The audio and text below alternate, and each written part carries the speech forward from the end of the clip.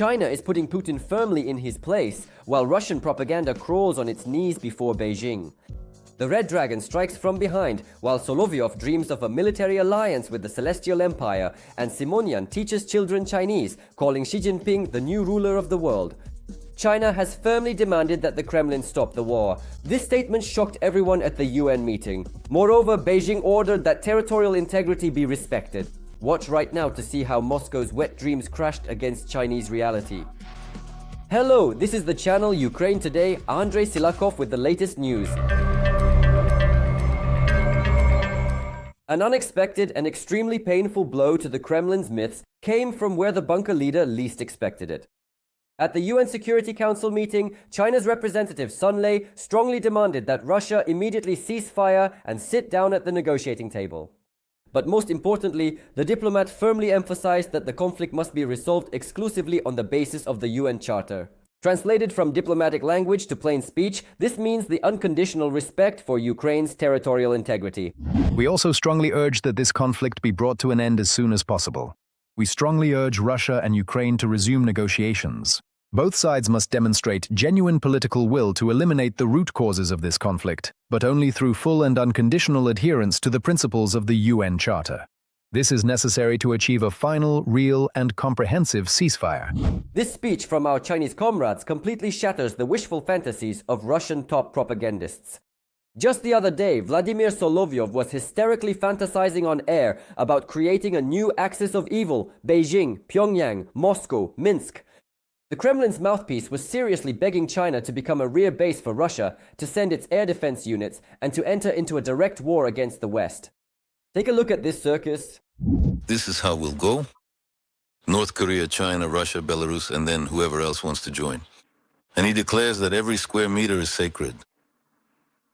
Any attempt to attack any point in any of these countries will be regarded as aggression, to which the entire alliance will respond. In short, they failed to restore the USSR. So here's another deranged Asian version for you.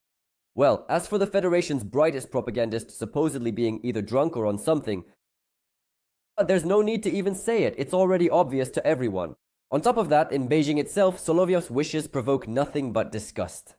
According to experts, Xi Jinping has absolutely no need for a global war and large-scale Western sanctions just to save Putin's sinking ship. What China needs is stable transit of its goods to Europe worth tens of billions of dollars, not the role of free cannon fodder in the doomed adventure of a deranged dictator. And while Solovyov is raving about military alliances, Margarita Simonyan is already openly preparing the ground for Russia's complete capitulation to China. In an interview with the Chinese portal Guancha, she stated outright that the Celestial Empire will soon become the sole ruler of the world. That's why her children have been memorizing Chinese with native speakers since infancy. My children are currently in China.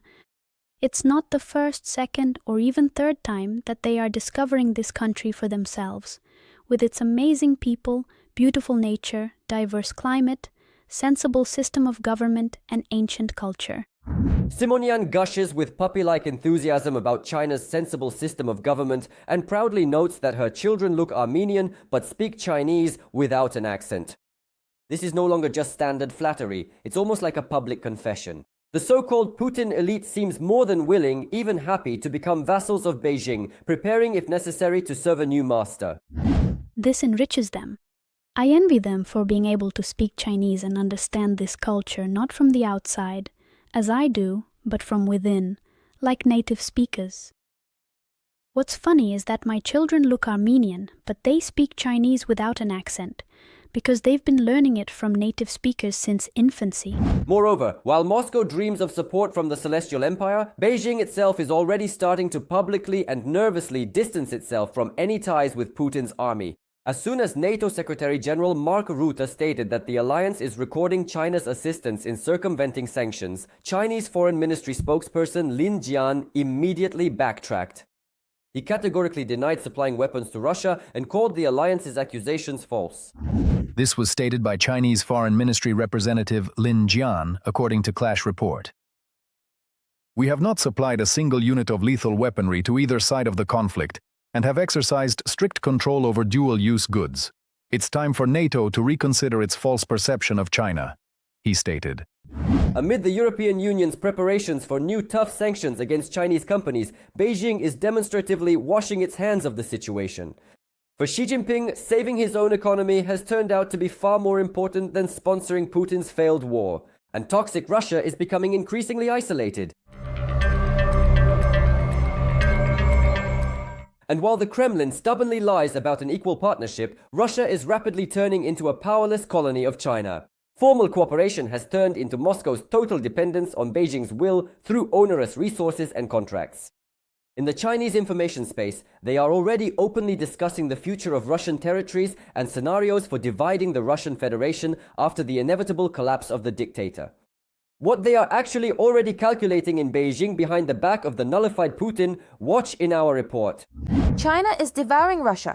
Quietly, without unnecessary words, Xi Jinping is taking territories while Putin gladly gives them away and bows at his feet.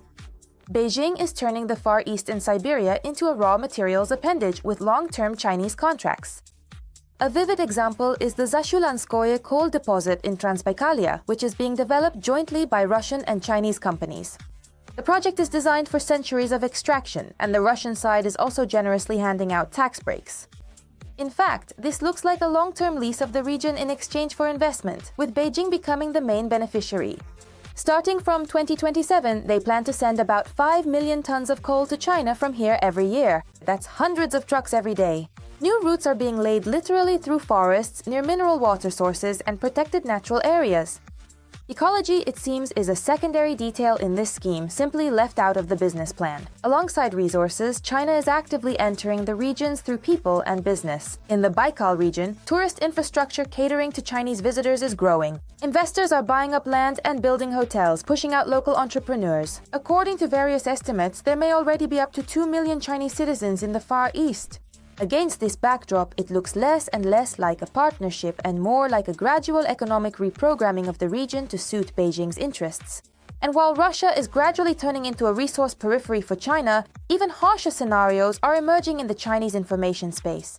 These are no longer about cooperation, but about the actual division of Russian territories in the event of a crisis. And strangely enough, this is presented not as a fantasy, but as a geopolitical calculation. A piece appeared in Chinese media that openly discusses the potential control over 7 million square kilometers of Russia's Far East in the event of an internal collapse of the Russian Federation. The authors refer to the fact that, due to the war against Ukraine, Russian forces have been redeployed to the west, leaving the eastern regions virtually empty, with minimal military presence and weak control over the territory. The economic conclusion is even harsher. According to the authors, Russia is rapidly deteriorating, and its economy is allegedly smaller than that of a single Chinese province.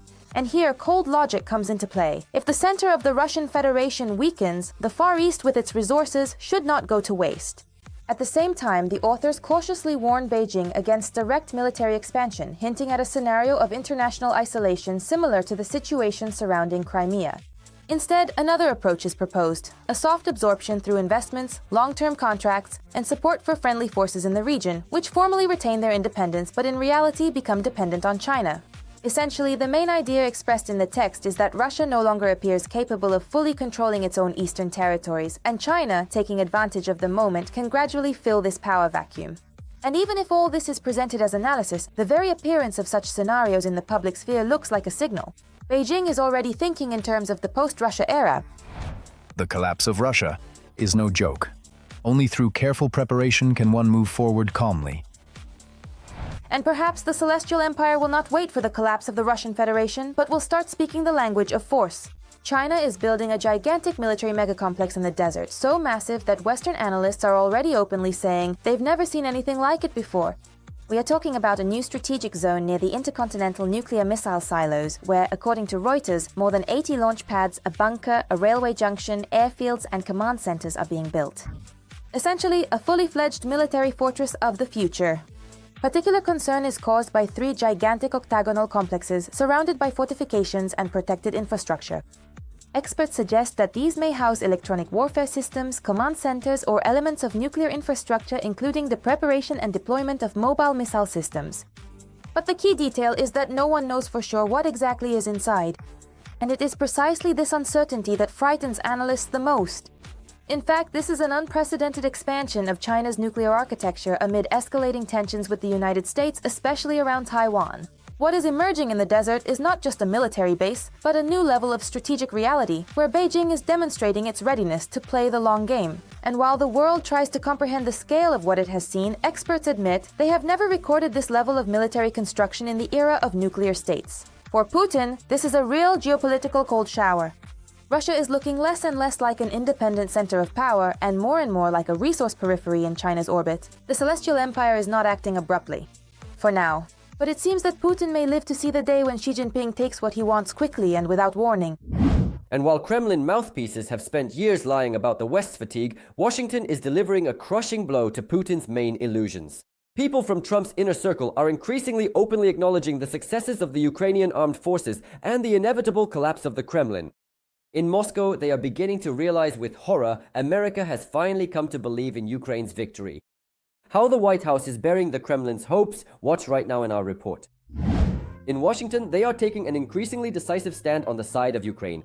A member of Donald Trump's closest circle and former US Special Representative for Ukraine, Keith Kellogg, has essentially admitted the situation at the front is changing not in the Kremlin's favor. Moreover, he stated outright that today he would bet on Ukraine, not on Russia.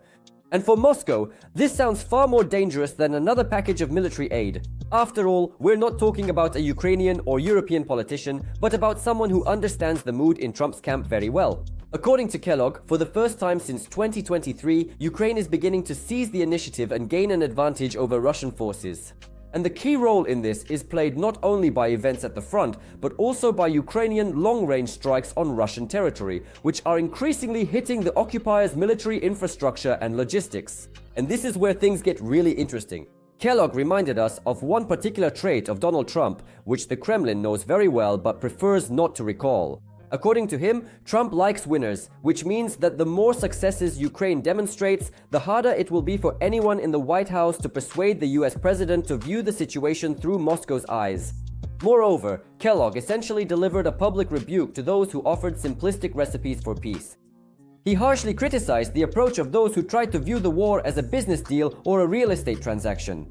He argued that this is not a commercial contract and not a negotiation over square kilometers. This is a war in which the future of states and entire regions is at stake. It is precisely the successes of the Ukrainian army that can ultimately change the political atmosphere in Washington. While Russian propaganda spent months talking about the inevitable fatigue of the West, more and more influential American voices are starting to speak about something entirely different: Ukrainian initiative, Ukrainian technologies, and Ukrainian victory. While Russian propaganda spent months talking about the inevitable fatigue of the West, more and more influential American voices are beginning to speak about something entirely different: Ukrainian initiative, Ukrainian technologies, and Ukrainian victories. Then it seems that Kellogg is far from the only one who has started to look at the situation this way. In Washington, statements are being made more and more often that come as a cold shower for the Kremlin. And if previously such assessments could be dismissed as the opinions of individual experts, now they are being joined by people who have spent many years at the top of the American security system. Former Pentagon chief Leon Panetta left no room for double interpretations at all. According to him, Vladimir Putin is incapable of winning this war under any circumstances, and it would be wise for Donald Trump to support the side that will win. And Panetta directly named Ukraine as that side. His assessment of the events of recent months is especially telling. After successful Ukrainian strikes on targets in the Russian capital, Putin, according to the former Pentagon chief, has found himself at an impasse and no longer has a clear understanding of how to proceed. And this is quite symbolic. The man who promised to push the war far away from Russia is now forced to explain to his own citizens the explosions, fires, and air raid sirens already happening on their own territory. Panetta also points out something that the Kremlin tries not to say out loud. In his opinion, the most reasonable step for Moscow would be to agree to a ceasefire. But the problem is that Putin is unlikely to want to make such a choice. And this means that Russia will continue to pay an ever higher price for prolonging the war, economically, militarily, and politically. Even more interesting is the solution Panetta proposes for Washington. He is convinced that the United States should provide Ukraine with all the necessary weapons to achieve results on the battlefield. In other words, instead of seeking compromises with the Kremlin, more and more influential American politicians are talking about a different scenario, strengthening Ukraine to such an extent that Moscow simply has no good options left. If we compare the statements of Kellogg and Panetta, a rather interesting picture emerges. Different generations of the American political establishment are increasingly coming to the same conclusion. Ukraine does not appear to be the losing side. On the contrary, more and more influential voices in the United States are speaking about Ukraine's advantage, Ukraine's capabilities, and Ukraine's prospects for victory. And this is definitely not the signal the Kremlin was hoping to hear from Washington. And it seems that the Kremlin's main problem now is not just at the front. After all, wars are not won only with tanks, missiles, or drones. Wars are also won when the world begins to believe in your victory. If just yesterday Moscow was expecting Washington to grow tired of Ukraine, today more and more American politicians, military officials, and bureaucrats are saying the opposite, talking about Ukrainian initiative, Ukrainian strength, and the prospect of Ukrainian victory. And this means that Putin's bet on Western fatigue may turn out to be one of his biggest strategic mistakes. Because while the Kremlin tries to convince the world of its own power, the world itself is increasingly betting on Ukraine. And for Moscow, this may be the most alarming signal of all those that have emerged recently. Meanwhile, the Kremlin's main ally is officially changing sides. Lukashenko has abandoned Putin and switched allegiance to China. After a closed-door meeting in Moscow, the Minsk dictator urgently flew to Beijing to seek protection from Xi Jinping. What exactly happened in the Kremlin, and why did Lukashenko leave Putin alone with his problems? Stay tuned to find out more. The Kremlin is preparing new provocations against the Baltic states and Poland. Latvian intelligence reported this in a comment to Fox News. With a new wave of hybrid aggression against European states, Russia is trying to force them to stop supporting Kyiv. At the same time, Latvian intelligence emphasized that Putin continues to receive distorted assessments of the situation within his own system, which increases the risk of misjudging the West's resolve. And that's what he will do, keep raising tensions up to the border of Article 5, yes. This means hybrid attacks such as drone incursions, disinformation, propaganda, and probably other operations, arson maybe, yes, our cables in the Baltic Sea as one example. So this will probably increase and of course intensify. But I don't think they would dare to cross Article 5 because that would be suicide. In response to likely risks from Russia, Lithuania continues to deploy an armored brigade to protect NATO's eastern flank. By 2027, according to the German Defense Minister Boris Pistorius, about 5,000 German soldiers will be stationed there, and his Lithuanian counterpart, Robertas Kaunas, stated that preparations for the deployment of the German brigade are ahead of schedule. Over the next 3 years, we should prepare for the fact that, regardless of which administration is in power, the Americans will reduce their presence in Europe in order to be able to step up their activities in the Indo-Pacific region. Many Europeans are unwilling to accept this. We will do everything necessary to work together to ensure the security of this region and all of Europe, together with Germany, together with Ukraine, together with all NATO countries. Now, Berlin is one of the key guarantors of security and defense in Europe. Germany has the largest defense budget in the EU and has therefore taken on the role of leading arms producer in the region. And against the backdrop of the growing Russian threat, the Bundeswehr has significantly increased military spending. As the country's foreign minister Johann Wadefull stated, the Russian Federation remains the main threat to the North Atlantic Alliance, and security in Europe is only possible if the Federation is countered. We are deploying combat forces there solely to make it clear, if NATO territory is attacked, and that can only mean an attack from Russia, German soldiers will defend every inch of the alliance's territory. That is our commitment, and it is absolutely clear. We need to clearly understand that at this moment, and I see no prospects for this situation to change in the foreseeable future, we can only ensure security in Europe by countering Russia. That is the sober, sad reality, but it is reality nonetheless. There are tens of thousands of service members from alliance countries stationed on NATO's eastern flank. They are deployed in 9 countries: Poland, Lithuania, Latvia, Estonia, Finland, Slovakia, Hungary, Romania, and Bulgaria. 3 American brigades also defend this region. The soldiers are assigned to the command of the 5th Corps, most of whom are dispersed along the eastern flank. Many nations across the European continent have shifted away from this kind of traditional expeditionary mindset, focusing on so-called peacekeeping operations, right? What we have collectively done over the past decade is that we've moved significantly to a much more comprehensive and serious wartime strategic mindset, yes. And that's why the Baltic countries, Poland, Finland, Romania, now everyone understands that we are becoming, how should I put it, the first line of defense against the aggressor, right? And as for who the aggressor is, that's no secret. The countries of Europe are preparing for a possible direct aggression from Russia. According to estimates by European intelligence agencies and military experts, the time frame for a hypothetical attack on NATO countries, particularly the Baltic states or Poland, ranges from 2 to 5 years. Nikita Skoblikov for Freedom TV channel. What do you think about these events? Write to me in the comments, leave a like, and stay up to date with the main news. There's more to come.